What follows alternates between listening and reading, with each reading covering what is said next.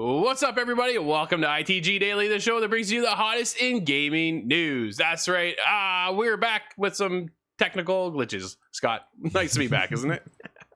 Yeah, second time around sounded a little better.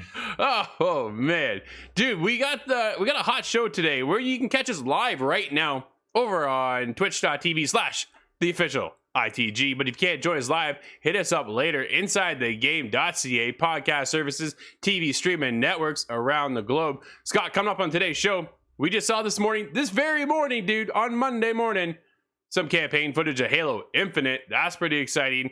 You just watched it, got pretty psyched about that. Sony has a new state of play coming this week, and Splinter Cell could be like Hitman. Well, we'll see. These all sound exciting. Let's get into that. All right, dude, let's get going right now. Halo Infinite campaign footage reveals outpost gameplay and new AI companion. The weapon is hunting down Cortana. Are you ready? This comes from Matt Perslow over at IGN. New footage went live this morning over on YouTube, on their Twitch, over at Xbox. But a new video detailing the Halo Infinite campaign has revealed brand new footage of Master Chief's next mission, as well as an introduction to the AI and some of the activities that can be completed. Halo's Infinite campaign, which 343 Industries claims is the biggest Halo campaign to date, is set on the Zeta Halo, an open-world Halo ring where the Banished, a splinter faction from the Covenant led by the Brutes, have settled. Scott, first impressions, buddy. Well, that explains the Banished a little bit. I wasn't quite certain how that worked out, because I know the Covenant hierarchy totally fell apart. So right.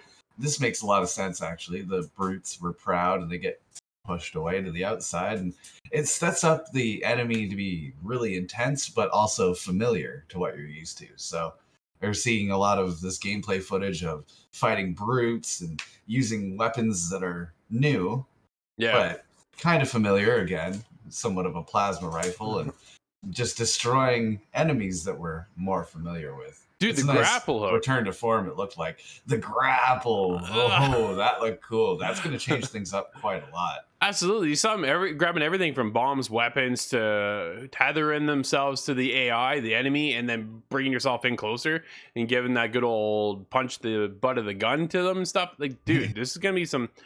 It seemed, you know what, it was funny because as I'm watching it going, it seems slow paced, but yet kind of quick at the same time. Like there's two sides of it, right? And I thought, man, the movement seems a little slow, but when you get into the action, that seemed to kind of pick things up a little bit. Yeah, it seems to be quite separated by a lot of space, a lot more time in travel. And this open world idea, I think, is really cool. Yeah. It's quite different. So we'll see if it kind of stumbles, but I think there's a lot of opportunity here. We'll see. They've been building outposts. They're talking about the Brutes here, which can be found on your travels and taken out, akin to similar outposts in open world games like, you ready? Far Cry. That's kind of where... That's what I just had too.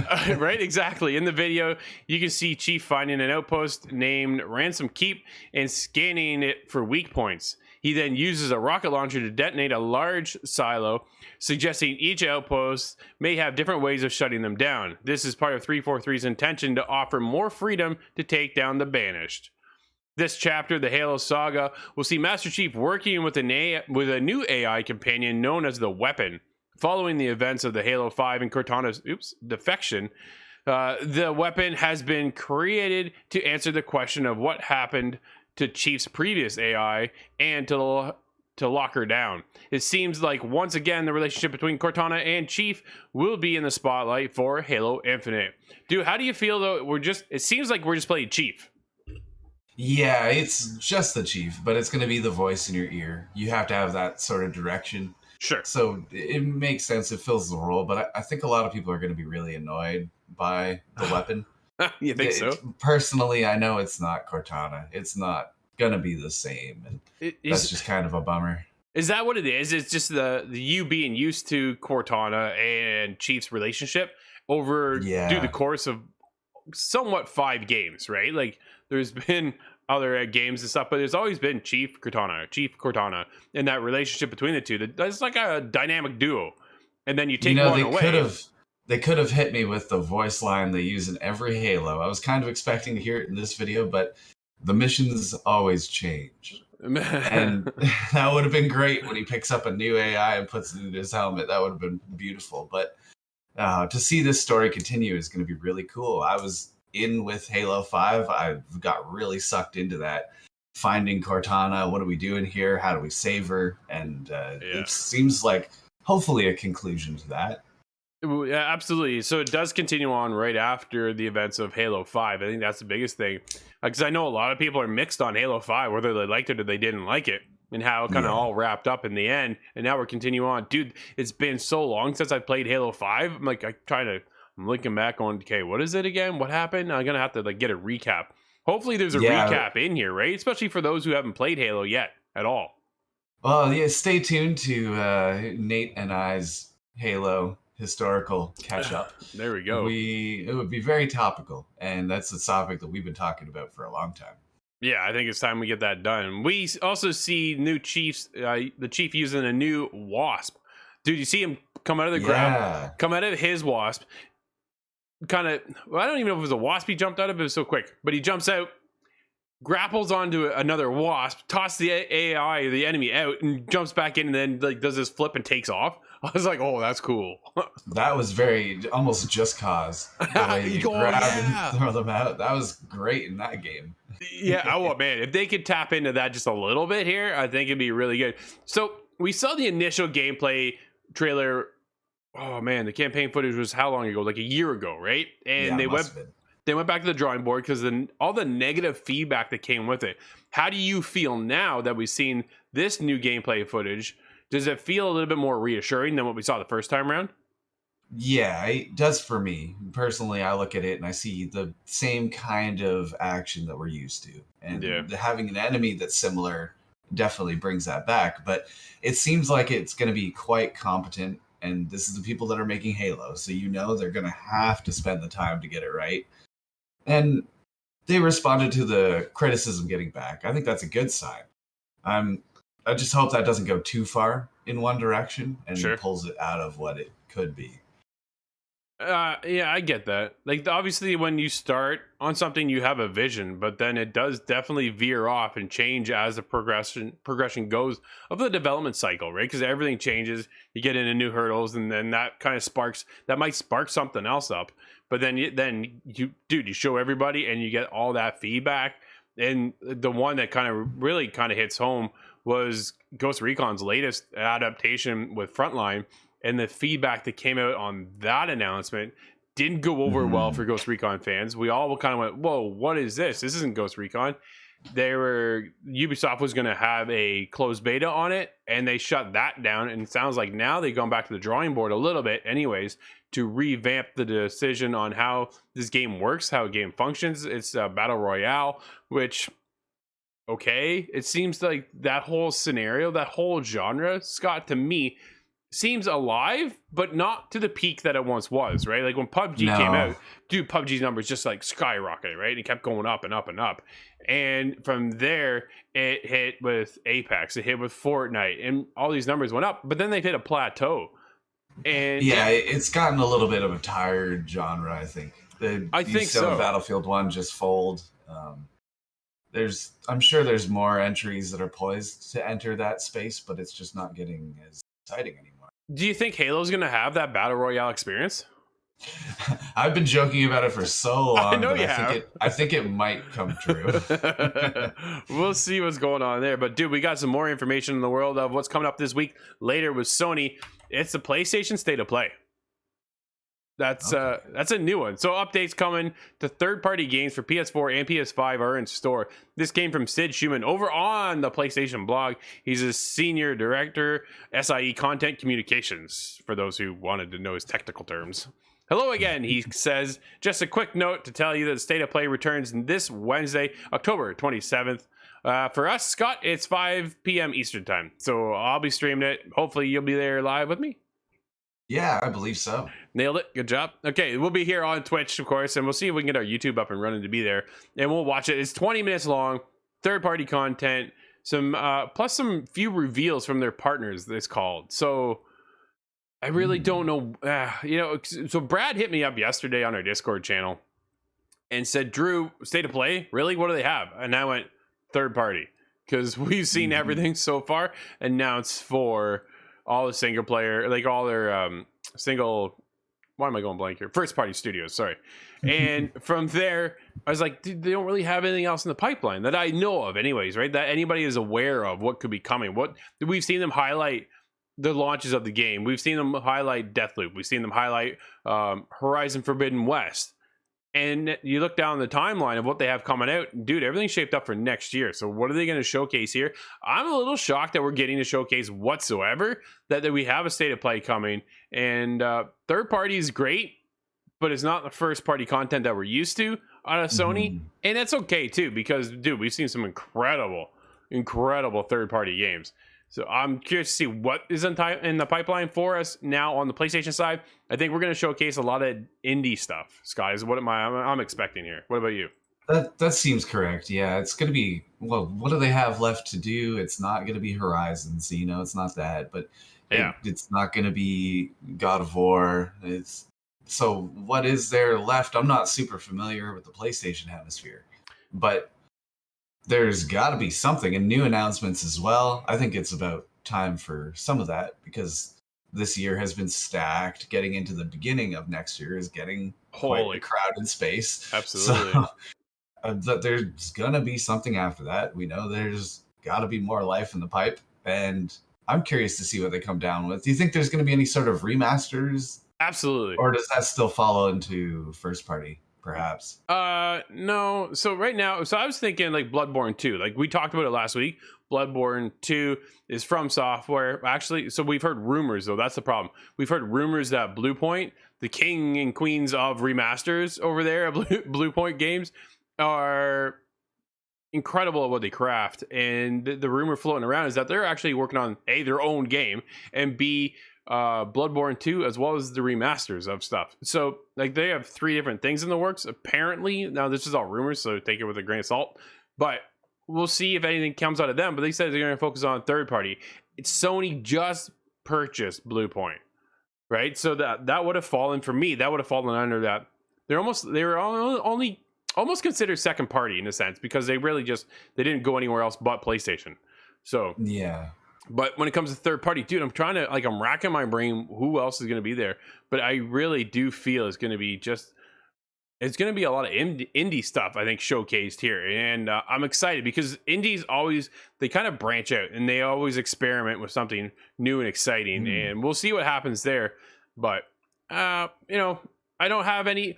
You should go in with tempered expectations, I think, is the biggest thing, right? Like, you're not going to get some big grand reveal of God of War footage or anything along that line, but I think we're going to be in there for 20 minutes, have a good time, and then get out, and we'll see what coming down the pipeline. Maybe see a couple games that we'll get on PlayStation before the end of the year, I think, is what we're really going to see. But Scott, what we could see though is a new Splinter Cell could have Hitman-like elements. It's claimed Ubisoft is said to have greenlight the new installment of Splinter Cell. This comes from Jordan Midler over at VGC. Ubisoft could reportedly take inspiration from IO Interactive's Hitman franchise for its next Splinter Cell game. It's been claimed. Oh man. Yeah. October 19th, VGC reported that according to their sources, Ubisoft has greenlit a new Splinter Cell game. And according to the GameBeat journalist Jeff Grubb, in the weeks before E3 2021, Ubisoft had fans play the upcoming Prince of Persia, the Sands of Time remake, and something that had the appearance of a new Splinter Cell prototype. Oh man. He said, quote, "The testers did not spend a lot of time with the possible Splinter Cell game. Ubisoft provided a vertical slice that was just a basic tutorial section, but this version of the game combined familiar Splinter Cell action with elements of the 2016 Hitman reboot." End quote. While this doesn't confirm that the game is the same project as VGC reported on, it would further indicate that Ubisoft is keen to return to the world of Splinter Cell. Dude, well, please, if you're, we're talking about the loss of a genre, I think at this point, Scott, with stealth, right? Yeah. And it really needs a comeback, and this is going to be one of the strongest things to lead us back to a comeback. Absolutely. But the problem is, if you take the Hitman way of doing things now, Hitman is not about hiding in the shadows. It's about hiding in plain sight and Yeah. then eliminating your targets, right? And there's nothing wrong with that, dude. We're huge fans of Hitman. Love Hitman. Absolutely, I thought the franchise is fantastic. I've played every single Hitman from day one. So I've been there from the beginning. I've been there to the end, and I've seen it all through the iterations of Hitman, right?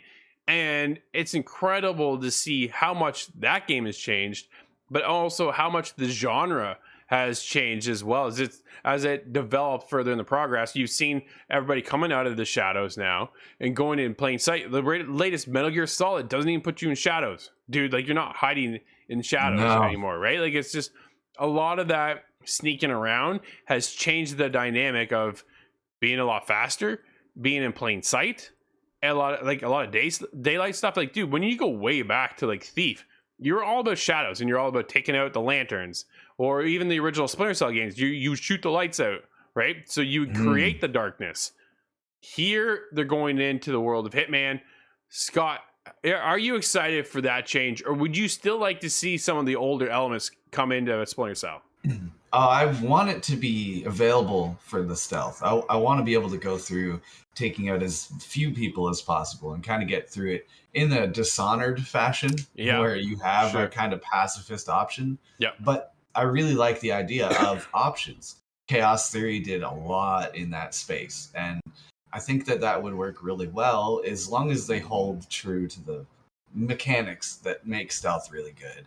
If I have maybe more item utility like Hitman, I think that's really exciting. When I first caught wind of this, I said, screwdriver, meet ear canal. Because it's just sickeningly dark.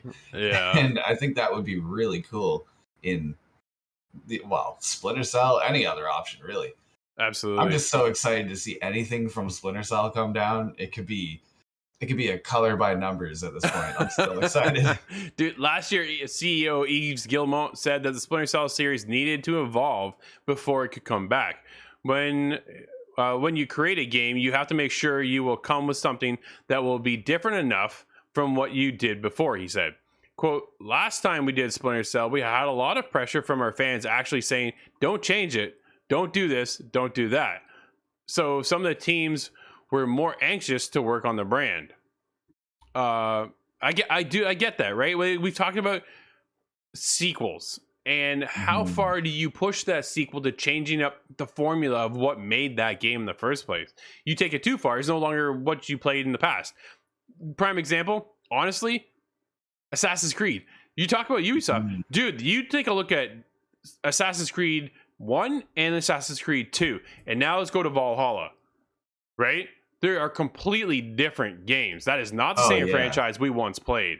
The King of Stealth, all the way back with Altair and Ezio, dude, jumping off a perch, taking out two hidden blades, sitting on a bench, your target goes by, taking out them, putting them back on the bench.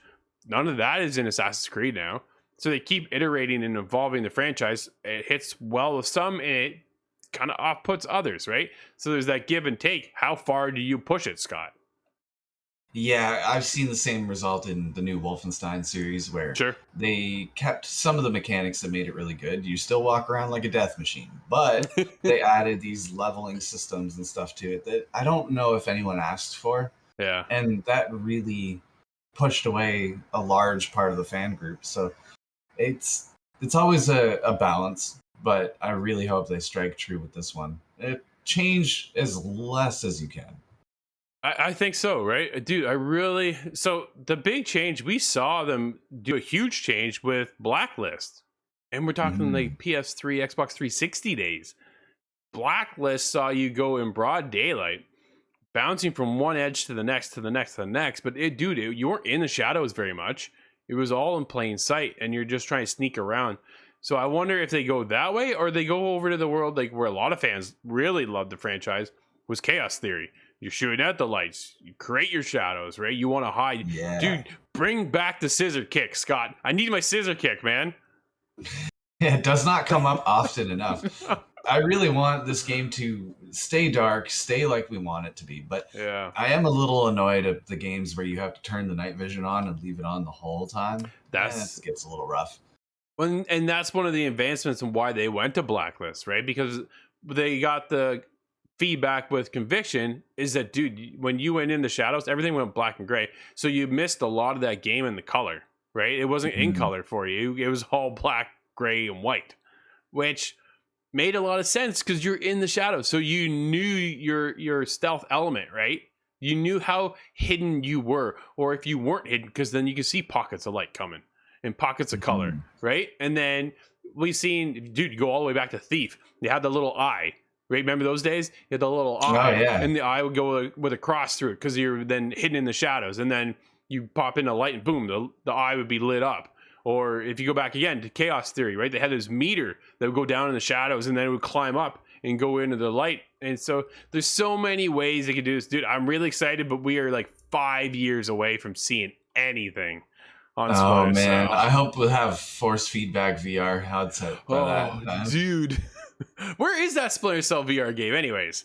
But let's get into a quick topic. We only got a few minutes left, Scott. By the way, we got a couple minutes left. Let's get into what's happening over in the world of Starfield. There's been a leak claims every planet is bigger than the entire Skyrim map.